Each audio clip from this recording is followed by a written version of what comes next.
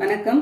வாங்க இன்னைக்கு ஒரு ஹெல்த்தி பிரேக்ஃபாஸ்ட் ரெசிபி தாங்க பார்க்க போறோம். சாப்பிட்றதுக்கு பார்த்தீங்கன்னா ரொம்ப டேஸ்டா இருக்கும். ஒரு இன்ஸ்டன்டா டக்குன்னு பண்ணிடலாம்.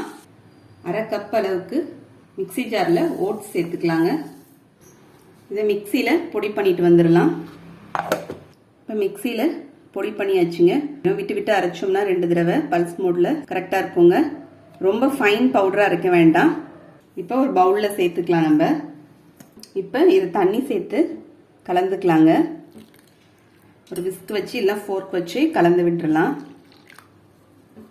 அரை கப்பு இதால் ஓட்ஸ் எடுத்தோம்லங்க, அதே அளவில் தண்ணியும் சேர்த்துருக்கேன்.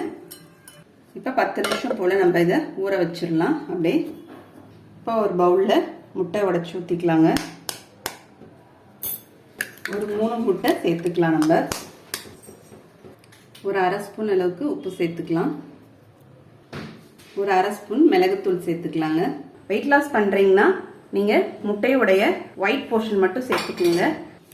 இப்போ முட்டை, உப்பு, மிளகுத்தூள்லாம் நம்ம அடிச்சுக்கலாம்.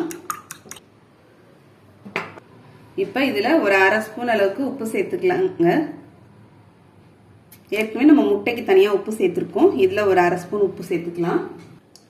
ஒரு 2 ஸ்பூன் அளவுக்கு பொடிசாக கட் பண்ணின வெங்காயம் சேர்த்துக்கலாம். ஒரு 2 ஸ்பூன் அளவுக்கு பொடிசா கட் பண்ண தக்காளி சேர்த்துக்கலாங்க. 1 ஸ்பூன் அளவுக்கு பொடிசா கட் பண்ண குடமிளகாய் சேர்த்துக்கலாம். 2 ஸ்பூன் அளவுக்கு கேரட் துருவல் சேர்த்துக்கலாங்க. பொடிசா கட் பண்ண கொத்தமல்லி தழை சேர்த்துக்கலாங்க. 1 ஸ்பூன் அளவுக்கு சில்லி ஃப்ளேக்ஸ் சேர்த்துக்கலாம். அரை ஸ்பூன் அளவுக்கு மஞ்சத்தூள் சேர்த்துக்கலாங்க. சேர்த்துட்டு இது எல்லாத்தையும் நம்ம கலந்து விட்டுக்கலாம். ஃபர்ஸ்ட்